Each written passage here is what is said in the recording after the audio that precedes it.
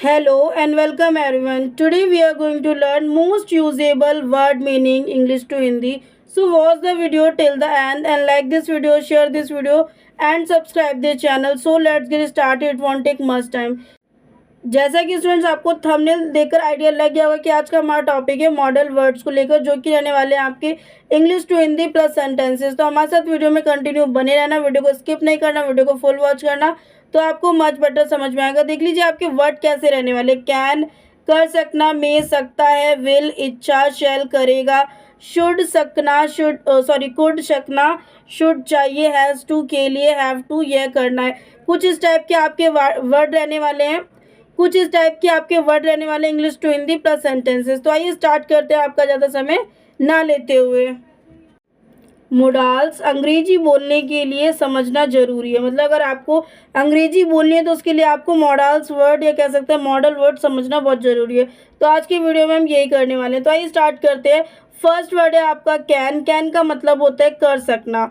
For example she can swim, वह तैर सकती है। दे कैन स्पीक इंग्लिश, वह अंग्रेजी बोल सकती है। मतलब हम यहाँ पर डेफिनेटली कह सकते हैं कि वो कर सकती है, वह बोल सकती है, वह खा सकती है। मतलब उस चीज़ के लिए हम श्योर हैं, पक्का है कि वो चीज़ वो कर सकती है, कर सकता है। तो मीनिंग की बात करते हैं। शी का मतलब होता है वह, शी का यूज़ आप फीमेल के लिए करते हैं। कैन का मतलब होता है सकती है। स्विम का मतलब होता है तैरना। दे का मतलब होता है वे। कैन का मतलब होता है सकते हैं। स्पीक का मतलब होता है बोल। इंग्लिश का मतलब होता है अंग्रेजी। शी कैन स्विम, वह तैर सकती है। दे कैन स्पीक इंग्लिश, वे अंग्रेजी बोल सकते हैं। तो देखिए स्टूडेंट्स आपका नेक्स्ट वर्ड है मे। मे का मतलब होता है सकता हूँ। For example we may be late, हमें देर हो सकती है। बात करें मीनिंग को लेकर तो वी का मतलब होता है हमें, मे का मतलब होता है सकती है, बी का मतलब होता है हो, लेट का मतलब होता है देर। वी मे बी लेट, हमें देर हो सकती है। नेक्स्ट सेंटेंस है आपका मे आई हेल्प यू, क्या मेरे द्वारा आपकी मदद की जा सकती है। मतलब हम कहेंगे सामने वाले व्यक्ति को कि क्या मेरे द्वारा आपकी मदद की जा सकती है, तो उसको इंग्लिश में बोलेंगे मे आई हेल्प यू।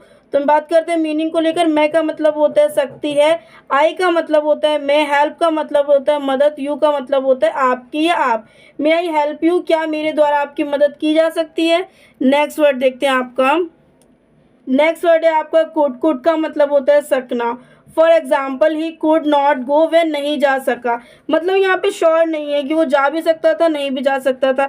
तो हमने क्या बोला, वह नहीं जा सका। कोई रीज़न होगा कि नहीं जा सका, तब आपको कुड का यूज़ करना है। तो ही का मतलब होता है वह, और ही का यूज़ आप मेल के लिए करते हैं। कुड का मतलब होता है सका या सकना। नॉट का मतलब होता है नहीं, गो का मतलब होता है जा। ही कुड नॉट गो, वह नहीं जा सका। नेक्स्ट वर्ड है आपका वी कुड स्टडी वेल, हम अच्छी तरह से अध्ययन कर सकते हैं।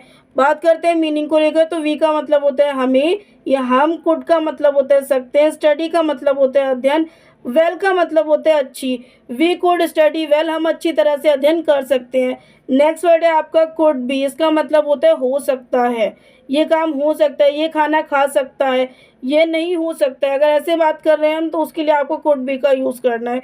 He could be in the park, वह पार्क में हो सकता है। मतलब हम एक अंदाज़ा लगा रहे हैं कि शायद वह पार्क में हो सकता है, शायद वह घर में हो सकता है, तब उस सिचुएशन में आपको कुड बी का यूज़ करना है।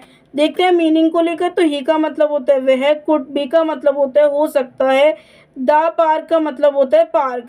नेक्स्ट वर्ड है आपका ही कुड बी सिक, वह बीमार हो सकता है। मतलब अंदाज़ा लगा रहे हैं कि शायद वह बीमार होगा तभी नहीं आया, शायद वह कहीं और चला गया होगा तभी वो यहाँ नहीं उपस्थित है। अगर हम ऐसे बोल रहे हैं मतलब हम अंदाज़ा लगा रहे एक तरीके से, तब आपको कुड बी का भी यूज़ करना है। तो देखते हैं मीनिंग को लेकर। सिक का मतलब होता है बीमार, बाकी के मीनिंग आपने अभी समझ लिए हैं। देखते हैं आपका नेक्स्ट सेंटेंस या देखते हैं आपका नेक्स्ट वर्ड। नेक्स्ट वर्ड है आपका माइट। माइट का मतलब होता है हो सकता है। माइट, माइट का मतलब होता है हो सकता है। For example it might rain, यह बारिश हो सकती है या आज बारिश हो सकती है, ठीक है। इट का मतलब होता है यह, माइट का मतलब होता है शक्ति है, रेन का मतलब होता है बारिश। नेक्स्ट है आपका दे माइट बी लेट, उन्हें शायद देर हो गई होगी। सेंटेंस की सिचुएशन को देखते हुए हमें दे का मतलब वे नहीं लेना, दे का मतलब हमें उन्हें लेना है। माइट का मतलब होता है शायद, बी का मतलब होता है हो गई होगी, लेट का मतलब होता है देर। दे माइट बी लेट, उन्हें शायद देर हो गई होगी। नेक्स्ट वर्ड है आपका विल। विल का मतलब होता है इच्छा और इसका यूज़ आप फ्यूचर के लिए करते हैं। दे विल गो होम, वे घर जाएंगे। मतलब हम बात करेंगे शायद वे घर जाएंगे, शायद करेंगे तो माइट लगेगा, अदरवाइज माइट नहीं लगेगा क्योंकि हम शायद लगा ही नहीं रहे हैं। अब मीनिंग की बात करते हैं तो दे का मतलब होता है वे, विल का मतलब होता है गे, गा, गी, और अगर कह सकते हैं इच्छा की बात हो तब भी आप विल का यूज़ करते हैं। और गो का मतलब होता है जाएं, होम का मतलब होता है घर। दे विल गो होम, वे घर जाएंगे। नेक्स्ट है आपका आई विल स्टडी, मैं अध्ययन करूँगा। तो आई का मतलब होता है मैं, विल का मतलब होता है गा, स्टडी का मतलब होता है अध्ययन। तो आई विल स्टडी, मैं अध्ययन करूँगा। देखिए स्टूडेंट्स, आपका नेक्स्ट वर्ड है वुड। वुड का मतलब होता है चाहेंगे। For example she would pass the exam, वह परीक्षा में पास कर लेगी। तो यहाँ पे हम बात कर लेंगे वह परीक्षा पास कर लेगी। तो यहाँ पे हम बात फ्यूचर की कर रहे हैं एक तरीके से। शी का मतलब होता है वह, वुड का मतलब होता है लेगी या चाहेंगे, पास का मतलब होता है पास, द एग्ज़ाम का मतलब होता है परीक्षा। She would pass the exam, वह परीक्षा पास कर लेगी। नेक्स्ट है आपका इट वुड रेन टुडे, आज बारिश होगी। तो इट का मतलब होता है इसे, वुड का मतलब होता है होगी, रेन का मतलब होता है बारिश, टुडे का मतलब होता है आज। इट वुड रेन टुडे, आज बारिश होगी। देखते हैं आपका नेक्स्ट वर्ड। नेक्स्ट वर्ड है आपका वुड बी। वुड बी का मतलब होता है होगा। For example he would be coming, वह आ रहा होगा। तो यहाँ पे आ रहा होगा की बात हो रही है, खा रहा होगा, बोल रहा होगा। अगर ऐसे वाक्य आ रहे हैं आपके हिंदी में तो आपको इंग्लिश में वुड बी का यूज़ करना है ट्रांसलेट करते समय।